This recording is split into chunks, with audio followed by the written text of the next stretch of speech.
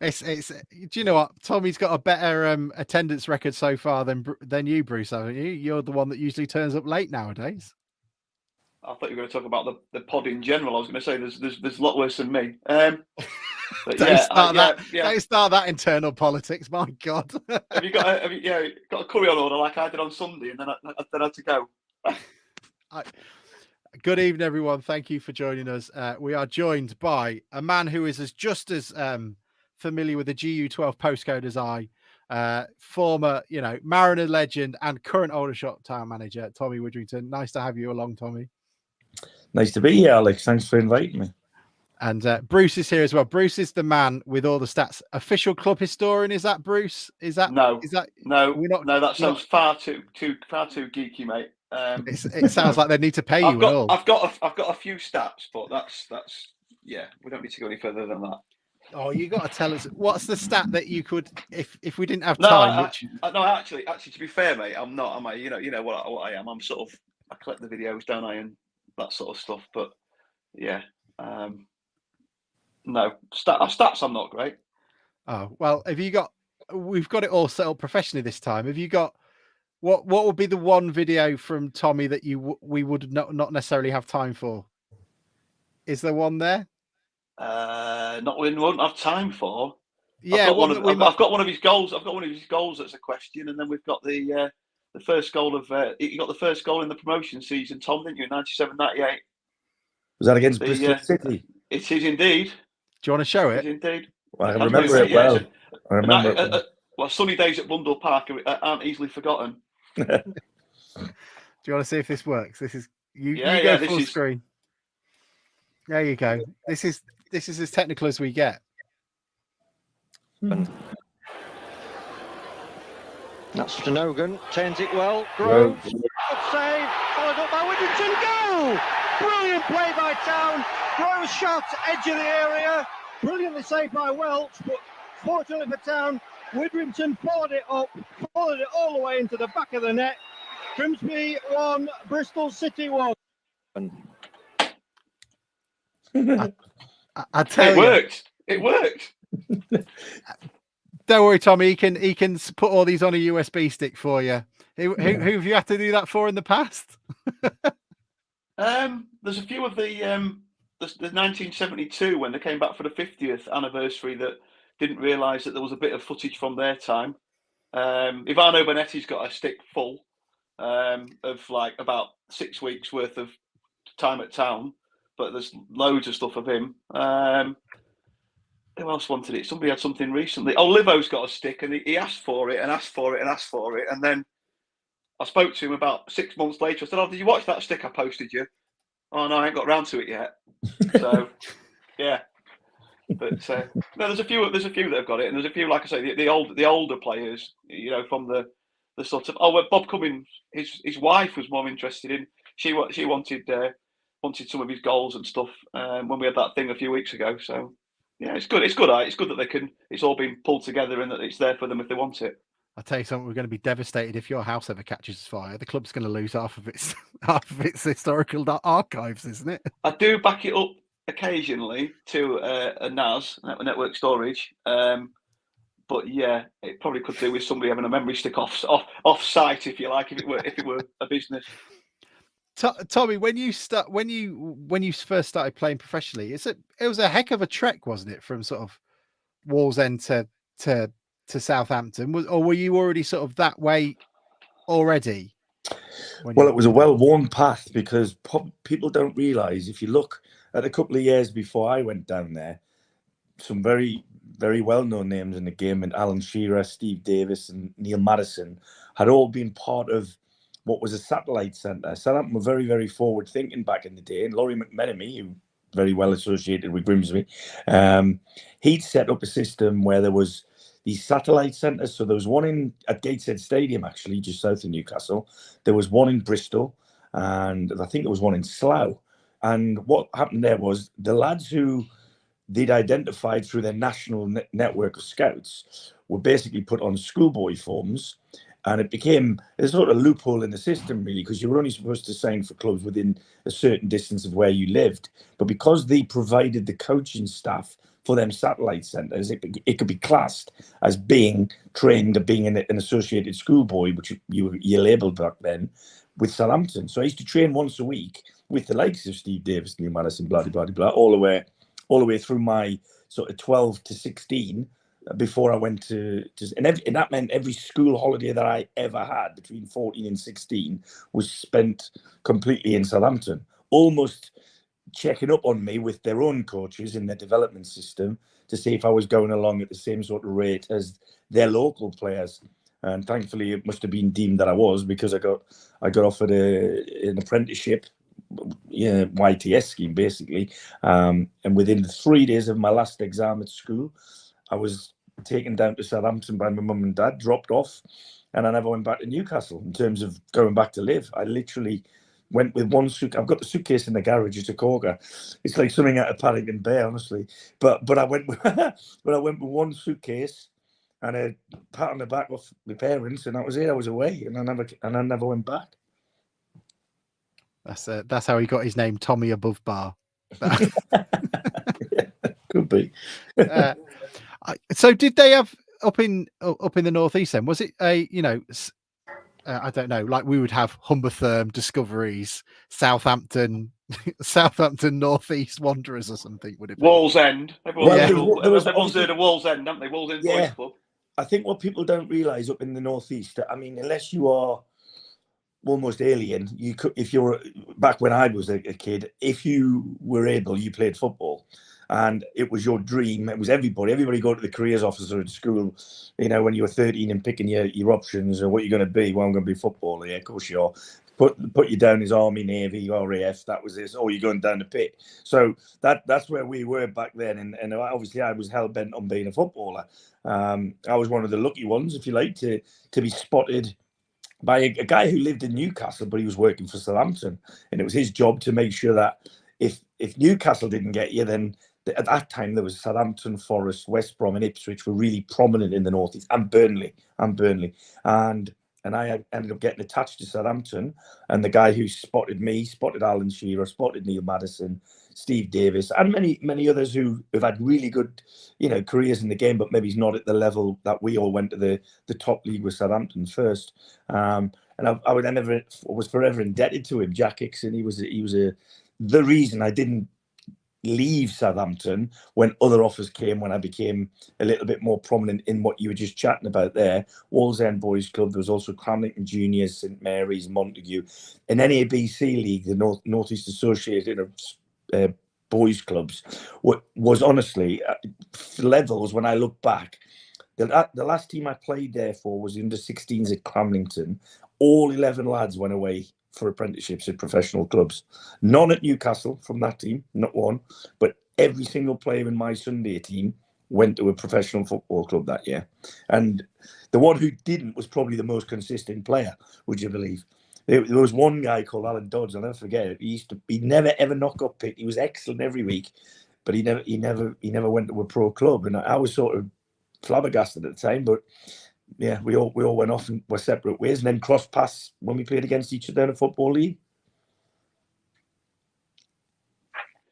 How many of them actually made it turned pro? Ones you'd know would be like Robbie Elliott, Lee Clark, Graham Doyle went to Ipswich and had a bad injury early, otherwise he would have played. There was Lee Boyle. There was loads, is my answer to that question. And that was in your Sunday team. Yeah, in my Cramlington Juniors and Wallsend Boys Club, we sort of flitted around. It was unreal. That's crazy, isn't it? It is crazy. I mean, you literally could. Well, I actually went back. I was invited back to my school, and Steve Bruce is a little bit older than I, but there's Steve Bruce and then me and then Lee Clark all came out of that school within a couple of years of each other. And then after me, a lad called Tony Dinning, who played for Wolves, all at the one school, So from that point of view, it was.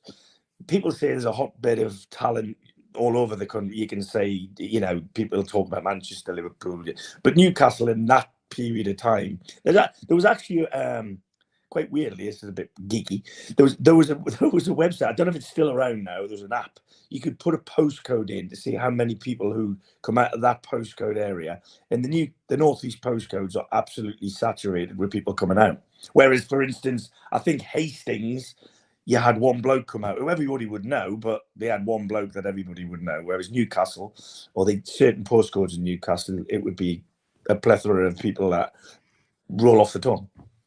I think we've probably got as many Premier League footballers as we do NFL punters, don't we, Bruce? Because Tom Morstead was Irby. And then you've got what? Who would be the Grimsby from the last 20 years? Ryan. Well, Ryan doesn't really count, does he? Ryan Bennett. Ryan Bennett wasn't from round here, was he? No. I can't think of anybody that's played. Well, I mean, Harvey Cartwright's obviously with Hull now, isn't he? Yeah. He's from Grimsby, but not really. You wouldn't say he's made it in the game yet. No, I can't think. Because there was a period when we were in the conference, wasn't there, where our best players, the younger lads, they got taken on by Scunny and Hull and places like that because they didn't want to be, we were non-league. And Who they was it? Max Bird, wasn't there? Didn't he go to Man United? Was it Max Bird? No, you mixed up two players there, haven't you? No, I'm doing well, aren't I? We had the lad that went to Leicester, didn't we? That's in their academy. Yep. That's I'm talking probably early 2000s. I'm thinking. Max Burton. No, it doesn't. I'll have a look. I'll probably get it wrong.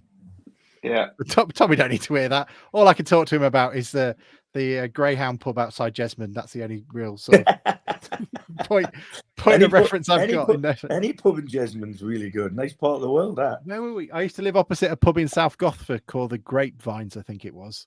Nice. Near the hospital down at the bottom. But the only thing with the Greyhound pub in the Jesmond, Matty Bird, that was it. Thanks, John. It had no phone signal, so it was the only one where everyone took the pub quiz really seriously because no one could sneak off and cheat. You couldn't get hooked out by the missus. Yeah. That's true. Yeah. What was it like? I mean, obviously, pretty good history at Southampton. What was it like moving to Grimsby in terms of? I mean, it sounds ridiculous now. I mean, it didn't sound ridiculous in March when we beat them, but it's it was a jump, but it was a long way. Long way from either place, wasn't it? Either home. Yeah. I mean, it came about quite weirdly, actually, because the last 2 seasons before I joined Grimsby was the most I played in Southampton's first team under Alan Ball. But Laurie McMenemy was prominent in that he brought Graham Souness, so he was bringing Graham Souness back from Turkey, and with him were coming a couple of the players who, when I look back, were likely to have been thought to have replaced me, Barry Venison being one of them. But Barry unfortunately hurt his back literally as I left and never played another game. He played one after I left, I think. So I left because I'd been offered a new contract, a decent contract, to be honest. But I wasn't guaranteed anything in terms of, I didn't feel I was at a level, I was never going to be on the Letizia levels and that sort of stuff. But there was a lot of us of a similar age within a year or two of each other: Neil Heaney, Richard Hall, Jeff Kenner, Jason Dodd, Neil Madison. We were all fairly well ensconced in the matchday squads at Southampton. Us lot were always in it, playing or in and around it. And I just felt that I wasn't being given that sort of level, let's say. Neither were they, by the way. When you come through a club like we did, you never get to the wages that the lads who come from another club get. Hence why I moved to Grimsby. But Grimsby was the third club I spoke to. I was asked to speak to Alan Kirbishley at Charlton, and I also spoke to Steve McMahon at Swindon Town, weirdly enough, and we're playing on Saturday. And if I'd had a choice on managers, it probably would have been Steve McMahon, simply because of who he was and how he played the game and was still fairly prominent. He was actually still player manager. But when I went and had a conversation with Steve, he was like, "Right, I want you to play on the right-hand side because I'm still going to play." Now, I said, "I don't play out there. I'm not a winger." So I'd played a few games at right back for Southampton, covering it at times, and I'd played at the back for Alan Ball, or I'd played in front of the back three or behind two centre halves. So I was comfortable more in the centre of the park. And both Alan Kirbishley and Brian Laws I described what they wanted, and that's what it was a flip up really between them two. And people will say, "What the hell did you choose Grimsby for?" And I'll be honest with you, they made me a ridiculously good offer. Comparing that, I was in the Premier League at the time. It was a really, really good offer for a lad who I think I was 24 at the time, 23, 24. They paid a substantial fee for them, and I felt like, well, they want me. I met then Bill Carr, bless him. I met people who were in and around the board, and I met Brian. And the one thing, if I look back, that I think Brian was telling me the absolute truth when he met me, but I don't think he had been given the absolute truth by the people who had told him what he told me. In that I did never ask him the ins and outs of what happened with Ivano, but I knew something had, because I'd seen the pictures and I'd read the papers and I'd done everything everybody else had done. But he was really fairly adamant that he had the backing of the dressing room. And if I'm being honest, after a couple of weeks, I realised that he didn't. So that was the first big sort of like eyebrow raiser for me, because there were some people in that dressing room at that time who were very, very prominent, been there for a long time, were absolute part and parcel of Brian's team, actually, but of Alan's team before Brian, and then again Alan's team when Brian went. So it was like they definitely. I'm not saying they did. I'm not convinced now that them lads were totally honest with Brian, let's say, and because then Brian went and brought in A, B, C, D, E, and F. Them guys were very quickly judged because they were Brian's signings, quite rightly. But I just didn't feel we had everybody pulling in the same direction as much as the manager probably thought that he would have had done. All I can think of, Bruce, I mean, Tommy doesn't need to name names, but we had a former player on here who, has been Grimsby Town forever and was quite annoyed that he missed out on the Milan derby. I don't know if you were ever told that story, Tommy, where John McDermott, who else was meant to be going, Bruce? I think it was him and Groves he went there, and was there one other? Yeah. He had us in stitches, Tom, one night. We had him on, and he was just Macca. If you know Macca as a former player, but you see him from the sidelines as a fan, and he's quite quiet, goes about his business, and that sort of thing. But what a personality he's got, and with his accent and everything, him and Gary Childs just had us in stitches for the whole time that they were on the show. It was brilliant. They said that they basically had their suitcases packed and they were in the away dressing room, and straight after the game they were going to be flying out to meet Pajluka and a couple of other players, and they were going to watch the Milan derby at the San Siro. And Ivano Bonetti was taking them out there and showing them the town. And as they do that, you can imagine they're putting their boots away as they see Brian Laws lay a punch on him. He's going, "No, you're fine. Get up. You're all right. There's nothing. It's just a scratch. We can still go. We can still make the plane." So maybe there was a little bit of resentment there, Bruce. At some people. He was just telling what he was just like. He said Bonetti's face was sort of cut open, and he's going, "Ivano, you'll be all right. You'll be all right. Come on." No, it was one of the good stories. Are we still off to Italy? Well, I have to add, I've got to say that the guys that I went into the dressing room and became teammates with were great with me. I mean, I was superb, and I still speak to a lot of them.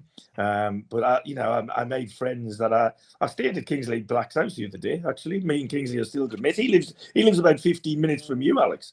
Oh wow! Yeah. He lives near Farnham. Yeah. Does he really? There's a random school around here which has got a picture of Nicky Southall in for no particular reason, and I'm not really sure why. Okay. You have to get Kingsley to come round and put a free kick through your window, Alex. Well, I'm slightly worried that Adam Proudlock, who took that penalty, I don't even know what end it is at the Rec, but the one that's got the stand. It's the one with the flags. Yeah, I think it hit my roof last week when it returned from orbit.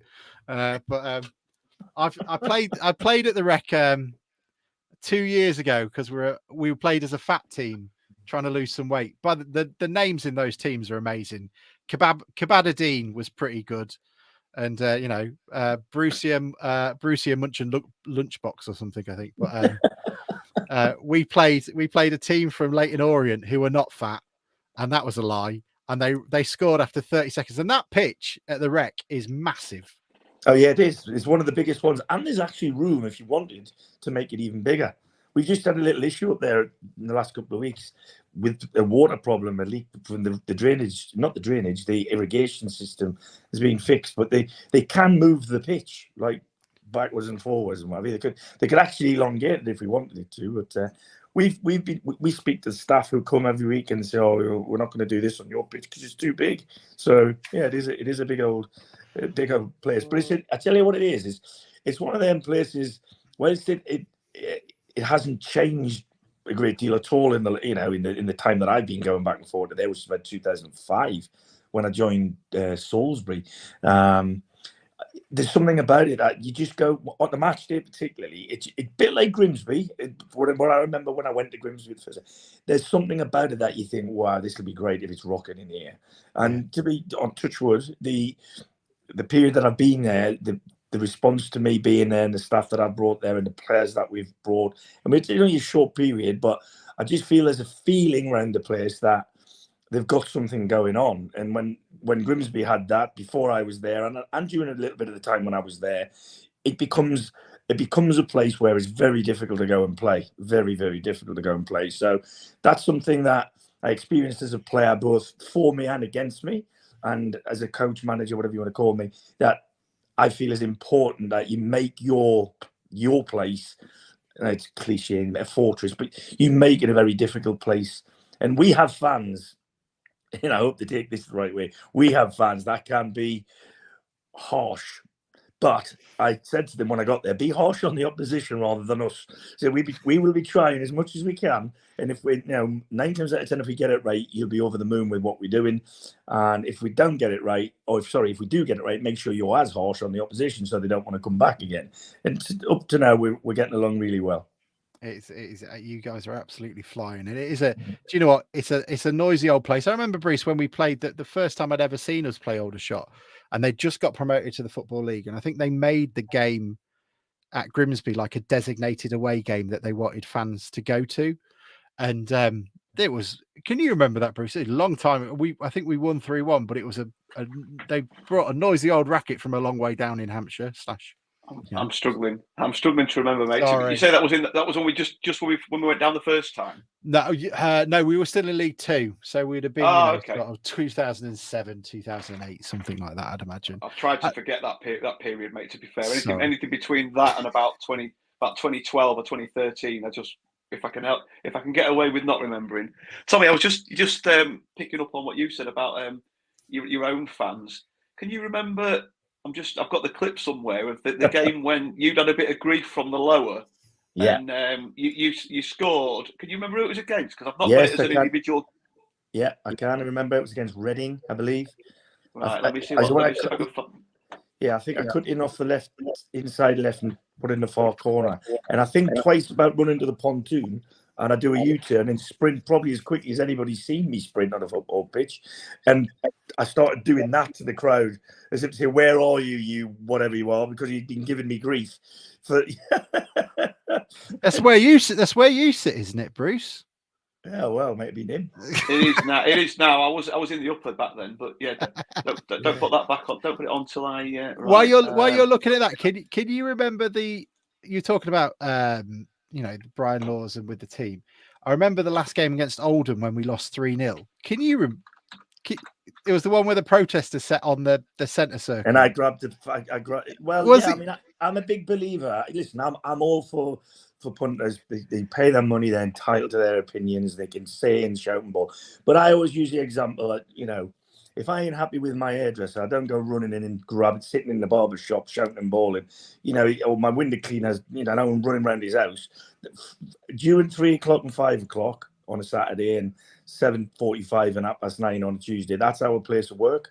And I think nowadays, the protection that they get quite right, because you don't know what people are going to do when they come running on. And I was on a pitch once at West Ham for Southampton on the last day of the season, and I genuinely thought we could get absolutely turned over here, me and Dave Besant, because we just got engulfed by all of the fans running on the pitch at Upton Park. And I was like, what do I do?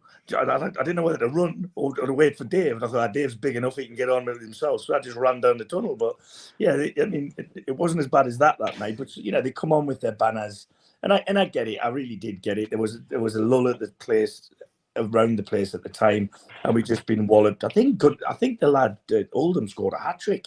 He didn't need a blonde fella. Oh, Gunnar Haller got a couple, didn't he? Got a couple, did he? I thought he got a hat trick. But I remember, he might have done. Yeah, I remember that. That was a low. Yeah, I think we'd left by then. I think you should have told the bloke. You said, "Give it 15 years, mate. This protest will seem like nothing." you think you're complaining now? Yeah. I was just going to say that I think we were second bottom in what's now the championship. Yeah. I could, like you say, I could have done with speaking to that lad in about 2012 or 2011 when we were sort of 12th or 14th in the National League. You know, I mean, the club did fall from grace very quickly. Obviously we had in between that we had the highs of the double Wembley season, but once we started to slide in the early 2000s, we certainly did slide. I've got that goal if you want it, Alex. Yeah, go ahead. This is funny. This is like the sort of pointing at The shot, terrific save from Jason Pearcey. Shakespeare once more towards the edge of the area, and it'll come to Tommy Widdrington. Can he get the shot? And he has! And he's made it Grimsby Town 2, Reading nil. And with 20 minutes to go, that might settle any nerves that were creeping into the Grimsby side. But since I tell you, I must have been running quickly because Tony Gallimore could run. He could proper run, Gally, and I ran past him. But you know what it is? People ask me, when you play in front of crowds, whether it's 7,000 or 70,000, do you hear what's going on really? And the answer to that is no, you don't. You hear a din, but if you're near the edge of the pitch, let's say there's a throw-in or something, and somebody calls your name specifically, it's weird. You can pick that person out like a needle out of a haystack. And the best example I can give you of that is when I was younger, I was playing for Southampton at Newcastle. And I was getting dogs abuse from behind me as I was warming up.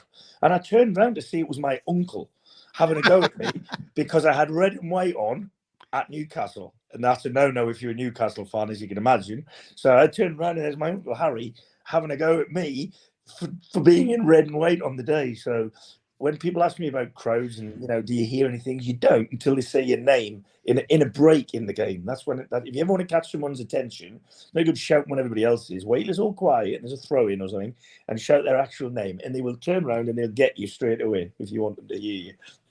If we ever play Bromley again, I know how to get Andy Woodman's attention then. Oh, you would? Well, hey, do you know what? Without dropping names, Jeff Stelling did that last week when Hartlepool came down.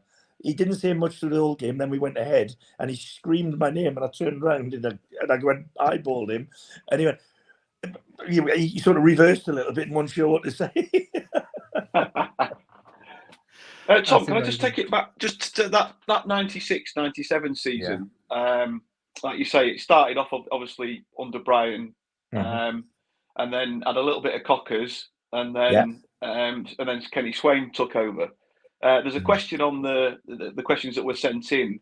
Your memories of that season, obviously it didn't end how any of us wanted it, but there was a bit of a general feeling that team wasn't much different to the team that had been sort of flying under Brian originally. And it's an old cliche, but when you look at that division now, and you had your Southend's and the people at Oxford, so I think we're sort of around that time we're down at the bottom generally, and your Port Vales and people like that. Yeah. How that team was that team probably, that squad probably too good to go down, because you had Mendonca, didn't you, and you had several others. Yeah, it was a good side. And I think in football, I think now I'm beyond playing and I'm coaching and managing and other sides of the game. There's too much. What's the word I use? There's too much, in my opinion, of like, I'll do it my way or that's the highway. And it's sometimes, I think, in recent history, very recent history, if you look at what Mick Harford did when Nathan Jones left, he realised nothing was broken there. So he didn't change anything. He just went into Nathan's position at the side of the pitch during a game. The sessions, I'd imagine, would have changed. The sports science guys, the nutrition guys, they would have all stayed. But Nathan went on. And he did that twice. And twice when he did it, Luton's progression didn't alter. What I'm trying to get at there is when management changes, I think it's very important that the manager who goes in has to be honest and look and go, right, what does need fixing, what doesn't. Never mind personalities of individual players, or you didn't like him because he was when you were there the last time, whatever the situation is, you might have come across him at a different club. I think everybody has to start with a clean slate, and maybe they didn't after Brian left, and people wanted to put their stamps on it too quick. Not John, to be fair. I thought John was going to get the job at the time, John Cockle, because I believe he'd had it previously and said he didn't want it, and then he'd come out and said, yeah, I want to be considered this time. So we actually thought John might well get it. So yeah, it was a difficult period because, like you said, I mean, there were some really good players in that group, really good players. Peter Handy's side went on to play higher. Gally Moore should have gone on to play higher. Mark Lever was your absolute first pick on a Saturday. You wouldn't pick him on a Monday to Friday in a 5-a-side, but great, you had to pick him on an 11-a-side. He was super top fella, Mark. We were good all over the pitch, and we had decent depth if you look at it, but sometimes it's just not meant to be. Like I said, I think there was a lot. I think the incident with Brian really affected the boys more than people think it did, because the ones that I went in and met, they were affected, and that, whatever they say, I could see it as a neutral looking in because I was new to it. I could just see the gap between the squad and the management, and that you can't have that. You've got to be going in the same direction, otherwise you pull the boat apart, don't you? So that's what happened. You think it might have been different then? I won't dwell on it for too long now, but do you think it might have been different because obviously Kenny was Brian's number 2, if somebody new had perhaps come in at that, because he came in quite early in the season. I mean, it was, this time in 1996, so we're only in late October, early November. We'd already got rid of Brian, so that he had quite a while. But the story around here goes that Cockers told the board that he could keep the squad up, but he felt he needed a player or two, and that Kenny Swain said that he could do it with what he'd got. And I mean, he nearly did do it. We weren't far off. Whether that's right or not, that was how the story went. That I've heard over the years. Well, as players at the time, you don't know what's being said upstairs or between management, potential management or whatever. But if you're going to get a job and spend less, well, now I do know because I'm in that role. 9 times out of 10, if you go for a chat with a chairman and you tell him you don't need money to spend, you'll probably get the job. So I don't know. But look, both of them were good coaches. Kenny was a great coach and a fantastic player. Cockers is and still is a Grimsby legend, and he was a good coach as well. And I think whoever have got the job, it would have been their first management job, wouldn't it? So that was the risk, I think. And listen, when I look back, I think we ended up Bradford, QPR. There were teams at the bottom of that league when I think about it back then. There was Southend. I remember that as well. But there was teams down there that you think, wow. Look where they are now, or look where they've been between here and then, whereas where have Grimsby been since here and then, where Luton have been since here and then. It's just, unfortunately for Grimsby, I think I always look at clubs' successes and failures as a clock face. And I think they'd probably been to 12 o'clock as the highest, with Alan on the way up through the 3 divisions to get to where they got to. And when Alan went, there was always going to be a falling off of 12 o'clock, and it's whether you go backwards to 11, 10, 9, down to 6, or you keep going the way you're going, and it's the life of your squad. So I can't remember who, but I know Chilesy wasn't young when I was there, neither was Woodsy, neither was Graham Roger. They'd been there quite a long time, and they were doing the 30-plus thing. It was time to start replacing them, and that never happened. And that might have been the familiarity of the people who took over the manager's job. Whereas if someone new had come in when the team were in the championship with managerial experience, it might have been different, I think. What was it? So obviously when Alan came back, what was that like? Because obviously you'd have had the fans and coach and some of the players as well, well versed in what he was like. What was the atmosphere like on his return? Split, I have to say, because if you were one of Alan's lads, he would do heaven and earth to do things for you. If you weren't, he's very, very frank and honest, to be fair. I mean, he told me within a few days of him coming back to the club that I wasn't his player and he didn't want me out of the club. Now, that was the biggest signing the club had made up until then. And he'd made me, and I know he might argue different, but I know that I nearly went to Hearts for almost £1 million after being at Grimsby for a couple of months. I nearly went there, and I nearly went to Blackpool. Both these occasions, I'm in the car driving down the 180, and Alan's rang me up and said, "You can't go. I need you at the weekend." To only put me on the bench, probably, but he made it very difficult for me personally. I've very rarely said anything public because I don't think it's right, and I won't go into too much detail. But there were certain things that Alan did that showed me how not to manage people, and now I'm managing.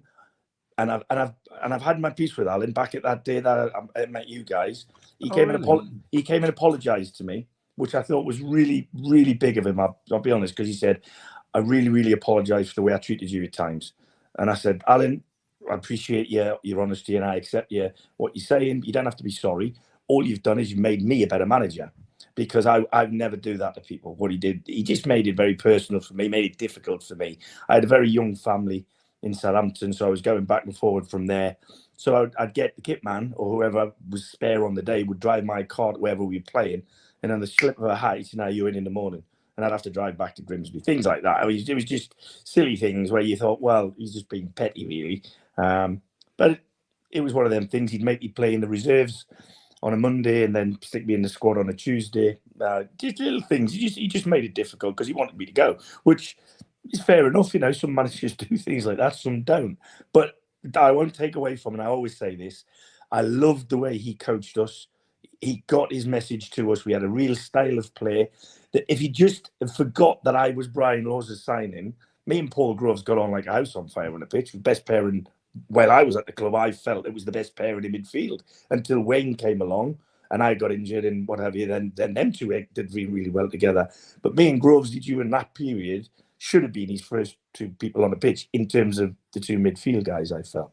But, football's all about relationships, opinions and all that. And like I said, I thought Alan's methods in his training, some of them were highly, highly strange, but in general, his method and the way he wanted to play the game, I used to love it. And as much as I think I really got up his nose once because he left me out in Norwich out the whole squad.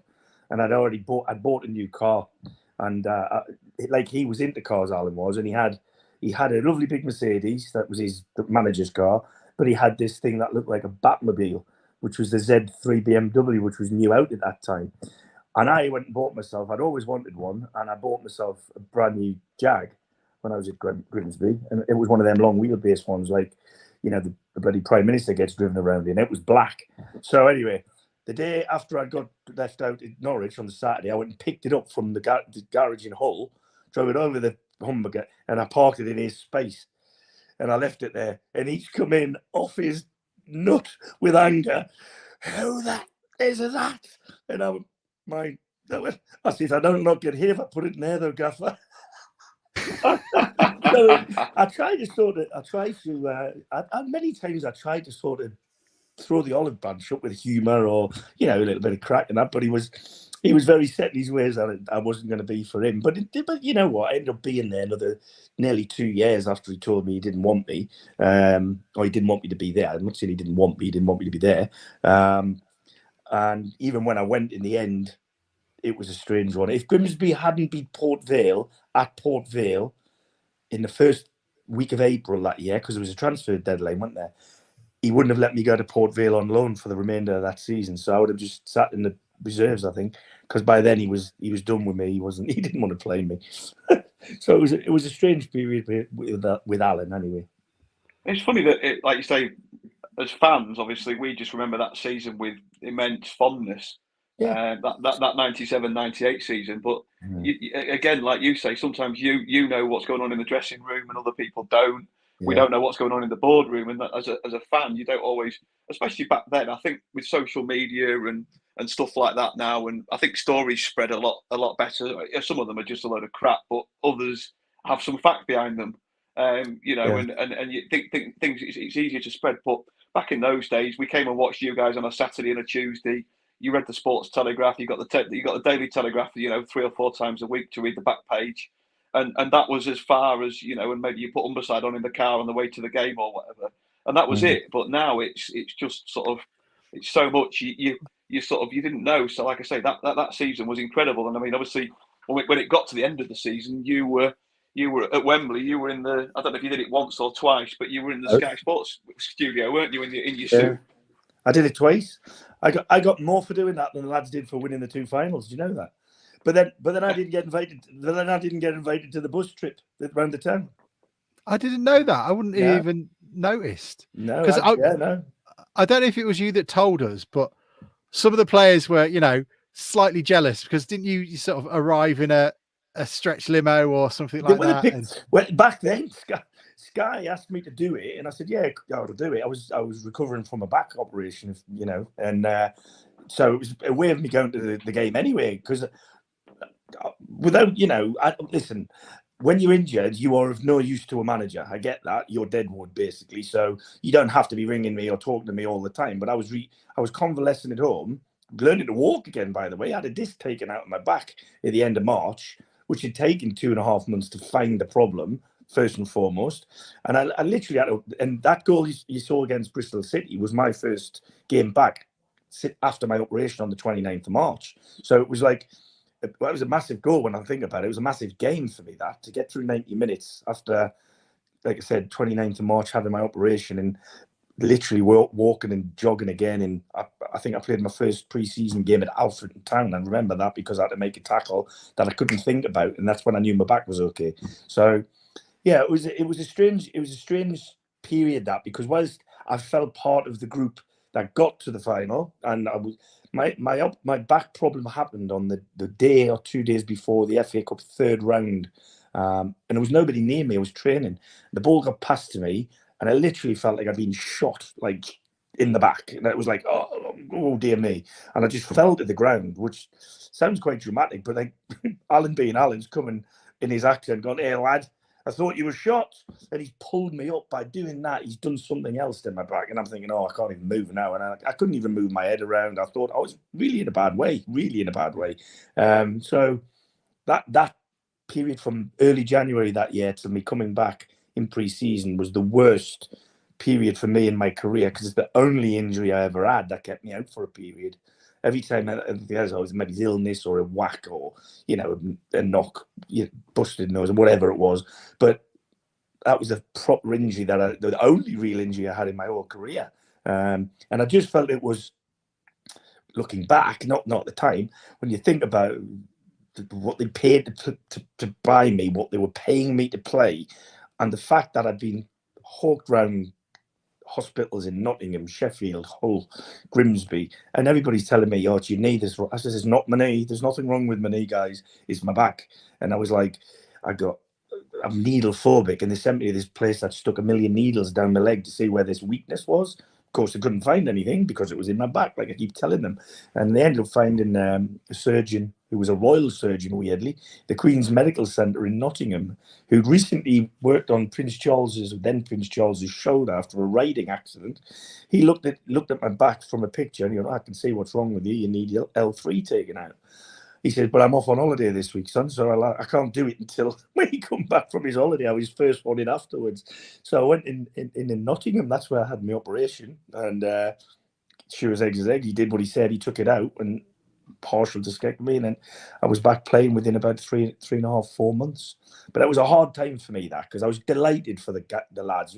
It was a great group of blokes, some good players then. I mean, Alan brought some really good players with him as well, like with Smudger and Kev Donovan and people like that, brilliant lads and brilliant players. So I was really pleased, but I didn't feel part of the. I did with the players, but I didn't with the club, particularly Alan's sort of last thing with me in that respect was, although I wasn't in the dressing room area or anywhere, I was in the television studio. If you watch when Kev Donovan scores, he comes running over to the corner and he points up in the air, and everybody thinks, "Why is he pointing up there?" He was pointing to me because he said he'd score for me before the game, and he did run over and point up to me. But I was supposed to be getting picked up by the car that took me to Wembley, taken back to Southampton, and I made the guy. There was a party at the Noak Hotel at St Albans for some reason. They'd planned a party, in case we won. And so I made the driver take me to the Noke, and I got there before the players. So I was sitting there with the drink, and of course Alan walks in and sees me, and he's like, I wasn't part of the party, was I? Don't tell me he kicked you out. I'm not having it. No, he didn't. No, he didn't. He couldn't kick me out because I was still in a not a great mobility situation. So, but the driver waited for me and took me back from St Albans all the way to Southampton. So I got a free cab ride back anyway. Oh wow! How excuse me? How good was Grovesy as a player? Do you think? Because Brilliant. We sort of, at the time, he was just there. I mean, he played hundreds of games consecutively for Town. I think if you take out his spell at West Brom, I think he played for like 4.5 seasons without missing a game. And he played all 68 games in 97, 98. Yeah. And I think when I share the footage that I share now, the amount of times that he arrived in the box right on cue, you know, with a thumping header or a crisp volley, he was just some player, wasn't he? Phenomenal. I mean, he's called Ledge by us lot because he was. You know, at the end of the day, the guy. He was a version of Brian Robson, in my opinion. He had everything. He was brave, good in the air. He was, like you just said there, his timing of arrival in a box. Young lads these days, they label themselves all sorts of things. What he was a midfield player who could get box to box, and he was excellent. He was a brilliant captain as well because everybody knew he was Alan's boy, and that's fine. Every manager has their skipper and that. But he relayed whatever Alan wanted through the dressing room brilliantly. But he had a quiet authority, Paul. You know, he wasn't a ranter and raver or a shouter and baller. He led by example in everything he did on and off the pitch. And I've come across Paul most recently. He's him and Macca actually at Buxton with Craig Elliott, and they're on his coaching staff. When I was the manager at Kings Lynn, we had a couple of games against them, and we had a beer in that after the game. So, yeah, Paul. He'll go back into the game at a higher level, I would have guessed, because he's a football person as well. But yeah, I've got no praise for Grovesy, and I love playing with him because he was me being a yang. Really, I was the holder and the mover, and he was the bomber in the box. But every now and again, he didn't go, and I would go. He'd know that he'd have to sit, so we sort of worked off each other really well. It was really interesting actually when we did that event at McMenemy's, how everybody went back to their sort of old personalities. You know, by the end of it, and what was Gally singing on the stage, Bruce, and Groves was, you know, quite quiet, and you know, I think he left early as well and stuff, and just said goodbye to everyone, did his piece. It was just interesting. It was just Grovesy, when we interviewed Grovesy. You know, obviously we were brilliant. We've got Grovesy on, but like Alex sort of alluded to, he was quite quietly spoken. I don't know if introvert's the right word, but he was, you know, he didn't have that character, that sort of, or he didn't come across as that character, that personality. Maybe because he didn't know us, but you know, whereas like I say, your Maccas and your Childses that we've had on, and your Livos and you know yourself and. Sort of seemed quite relaxed. He was quite reserved, but when you speak to the players, they sort of said that, you know, in some ways, you know, he did like a night out, like you all did at that, at that time. But his fitness was his main priority, and he was just, you know, and he was a really good professional. He was. I mean, back then in the middle to late 90s, the culture of footballers was very different to today. And I'll never forget one of the first Friday afternoons after I got that new car, I think it was. We were driving home, and I was living. Where was I living then? I was living in Scaffer near Graham Roger. But we used to go past the Clee Club. I'll never forget this, down that way, and I can say it now because we don't play anymore. But there was Kev Joblin, Pete Andyside, Richard Smith, Tony Gallimore, and me. And I was absolutely flabbergasted when we went in there. I'm thinking, we're going to have orange juice and lemonade. It's Friday. No. These lads were, I wouldn't say hardened drinkers, but they certainly had a beer. They didn't mind having a beer, and it was part of their week, really. And I was amazed at that. But I made sure I was the driver, so I tried not to get involved with that on a Friday. But yeah, we were a good, like I said, the group as much as it wasn't a great season the first season when they went down out of the Championship, the group were a tight group once everything settled down. I think that, like I said, when Brian signed myself, he signed Kingsley, Darren Rack. Did he sign Darren Rack? Yeah, from Derby. He was Grimsby boy, but he signed him from Derby, didn't he? To come back. Yeah. So we all sort of came, and so he was trying to put his identity on the group. But the lads who'd been there and were still there and would continue to stay there were the dominant force of the group, without a doubt. Without a doubt. Do you know what? What was I going to ask? I've gone.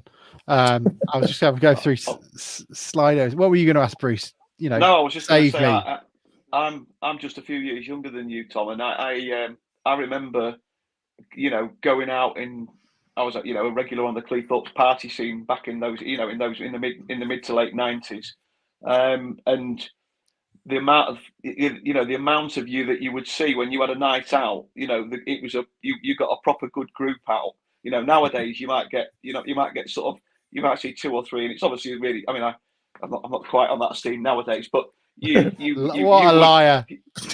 Yeah, I try, but I'll be You'll be bed by 10:30.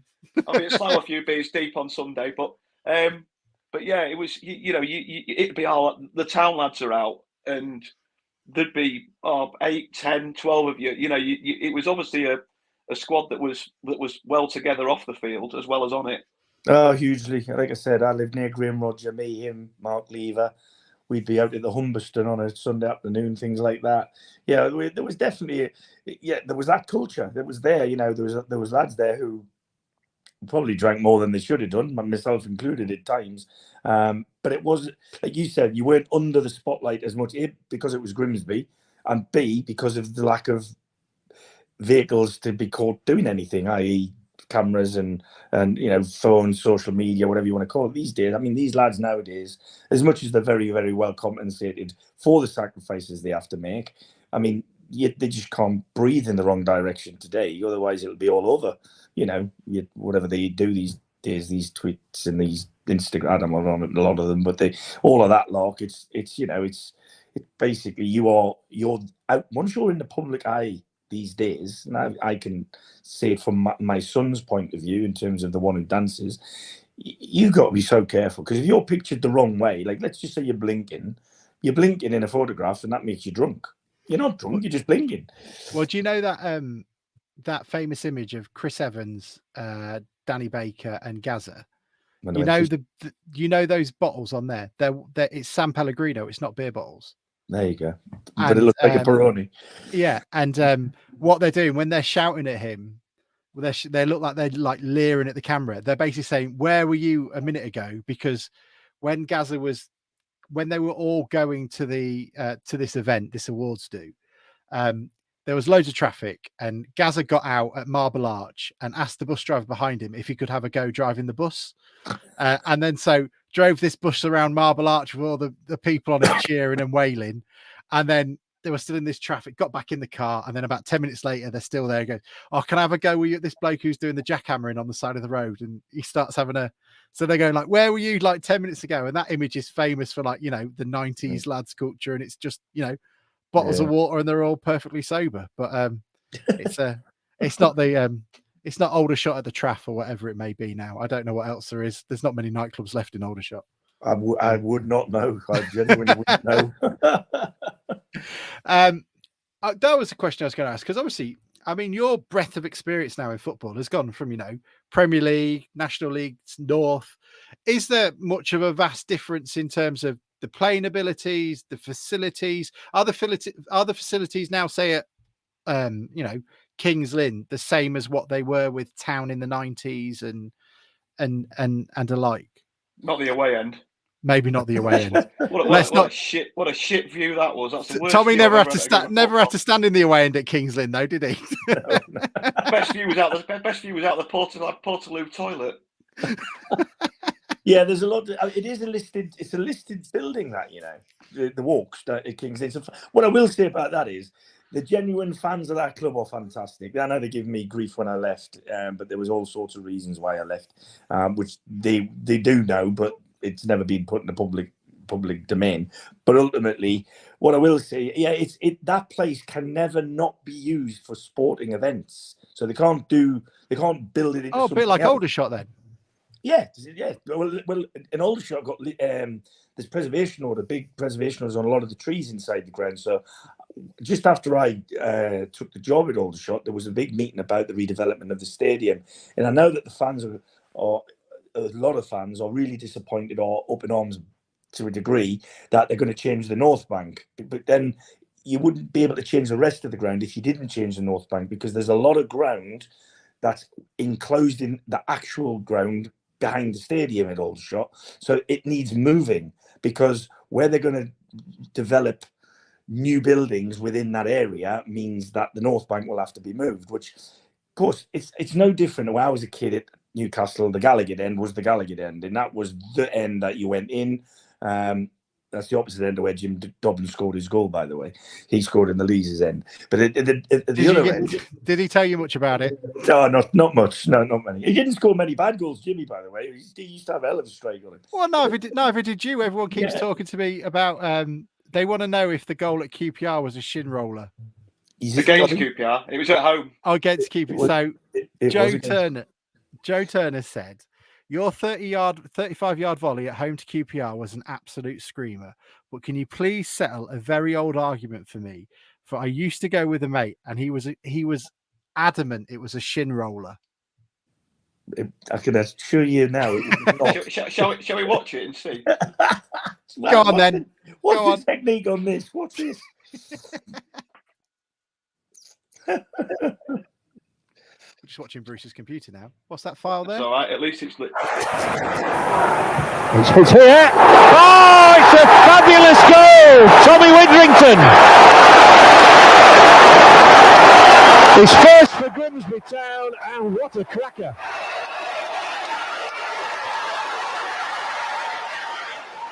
There's no shin in that. No, there's no shinning on that. Widdrington. Oh, there we go, look. Southampton against Chelsea in the Premier League back in February has smacked an absolute beauty past Jurgen Sommer into the top of the QPR goal, and it's Grimsby 2, Queen's Park Rangers 0. There you go, Joe. I don't know who won the argument. Yeah. I hope the bloke who said it wasn't a shin roller won the argument. It feels like Alan.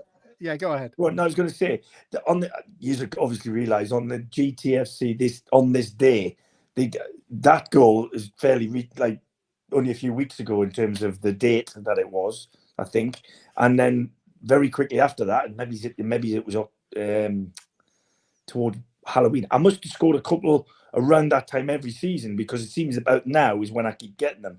Because when you say about my kids and that, never saw me play really, but you were talking about Livo and the USB and all.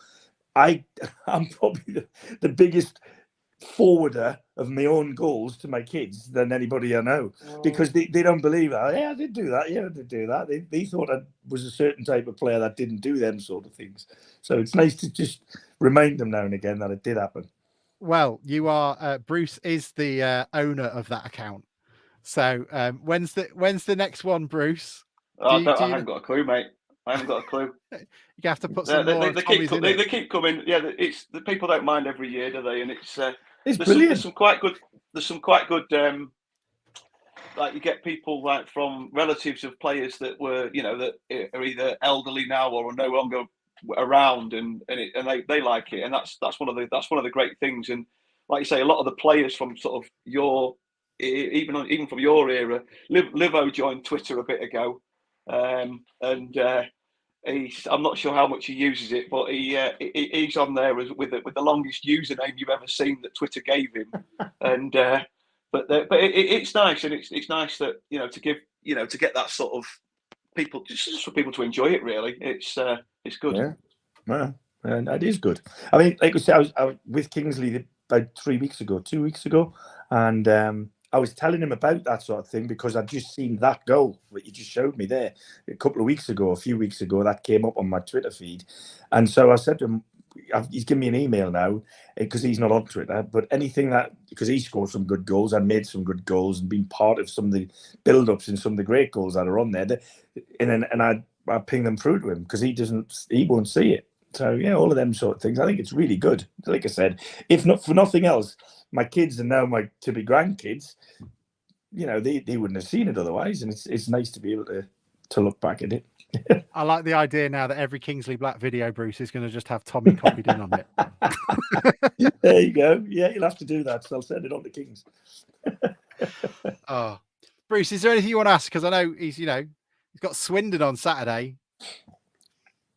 Looking forward to it, I am looking forward to it. I think they're a good football side. Got a good young manager who's done well at a couple of 3 clubs that he's been at. It's quite strange. Like, I mean, if you look at the makeups of both teams, I think we'll be a fairly similar age.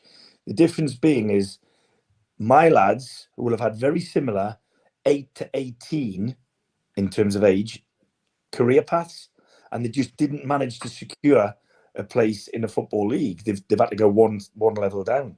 There's a lot of lads who are at Swindon who've been at far higher clubs for their academy and their youth football, but they didn't manage to get through the system, which is very difficult these days to get into Chelsea or Leicester or wherever you are, and they've had to come down the pyramid. And I think it'll be a really good game. I've just been notified by Twitter, weirdly, that we've sold out just short of 1,300 tickets sold a shot, which is phenomenal for us. I think it's a great effort from the fans, and I hope we can put on a good show for them because they deserve it, and let's hope the weather improves down here. I don't know what it's been like up there, but it's been quite bad down here for the last 24 hours on the coast anyway. Road is blocked at the bottom of Redden Road at the moment, so don't go that way. Sorry, Bruce, that's proper local stuff now. No, you're all right. You're all right. Just very briefly, Tommy, before we let you go, obviously your older shot, you've picked up under yourself in the conference or National League or whatever you want to call it these days. Now Wrexham have gone and Notts County have gone. Does it feel a little bit more of a level playing field in that league now, or have you still got a couple of teams that are missing one out there, everybody else out the water? Sorry, missing one out there. Yeah. Well, they went last season. Yeah, I mean, what I think, I actually think it's made it a more difficult league because I think there was less expectation from less teams or clubs in the last couple of seasons because your Wrexhams and your Notts Counties and your Grimsbys were in it. That's what I feel. And now everybody thinks anybody can get out. Probably as it's shaping up, you look in Chesterfield will be quite rightly favourites, or they'll certainly be, if you're above them, you probably win the league. So there may be one there. Barnet are going to push them. You can see that they've done well, having a really good season.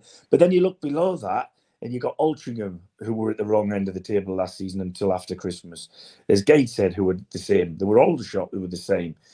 Bromley have been perennial in there or thereabouts. But there's been teams who've been lauded, and I will use that word, lauded for doing fantastically well and finishing 3 and 4 points above an Aldershot or an Altrincham last year. And this year, they're not doing so well. So I think there's going to be 1 or 2 teams a little bit closer than they would have thought they're going to be to the wrong end of the table, rather than as many trying to cram into the top end. I think the table's starting to show shape now. We're almost what we played, 18 games we've played in the league. So there are stats that I could roll out here for your man there, Bruce. I'm not saying you're stato, but stats will tell you. Be careful. Historically, in every league, usually by this stage, there won't be many that are in the bottom 6 end up in the top 6, and vice versa. So it's shaping. Don't tell us that. That's true. Oh, I know.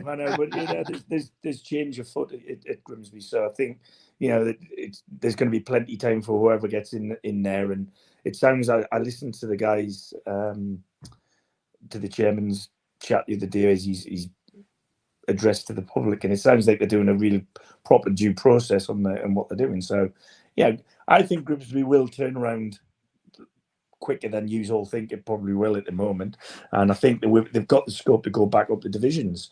In my opinion, I've been there when it was rocking, like I said, 7,000, 8,000, 9,000 people in the building, and whilst it's not big to the Premier League numbers these days, if you look around some of the clubs in League 2 and League 1, they'll not get anywhere near that.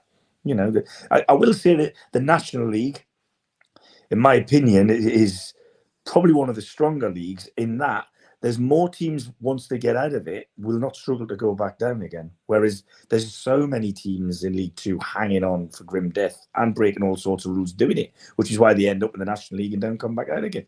Do you think that 2 up, 2 down just creates a massive bottleneck?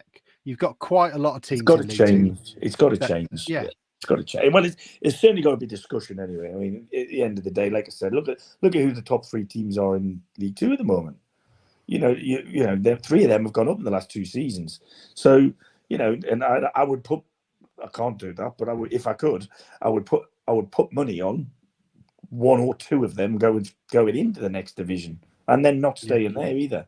Not staying there. Your Wrexhams are, they're funded at probably Championship level this season, I would have thought. Yeah. Stockport, Stockport are very, very well backed. Huge project going on there. And Notts County are not only one of the oldest clubs in the world, but, they're a massive, massive football club. So, I think it's great.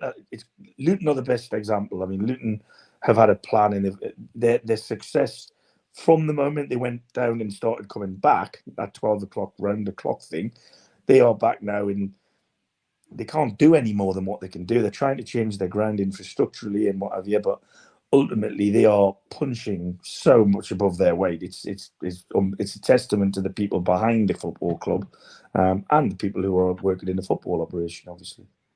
And you're still enjoying being in and around the game on a daily basis as much as you ever have? Yeah, I mean, people find this a strange thing to say, but I didn't think my calling was going to be management after I'd done it for a while.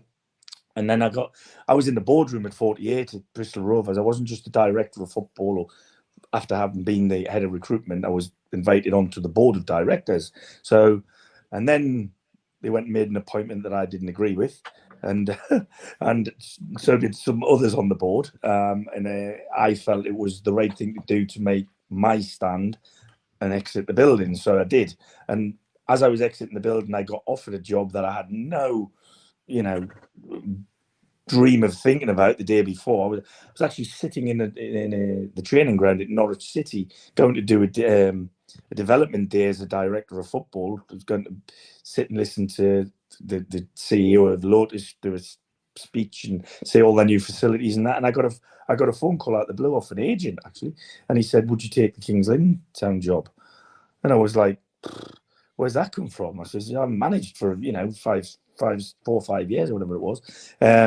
Anyway, cut long story short, I said, "Well, I'm actually in Norwich at the moment. Where does the guy live, who the owner, the chairman, who lived 20 minutes from Norwich's ground, their training ground?" So I did my development day, and then I went and met the chairman, and I was lying in bed, and I should have known that night. I should have known there was something a little bit peculiar. But anyway, I got a text message about 10 to 12 saying, "I've decided I'm not going to interview," and it was a big name he was going to interview the next day.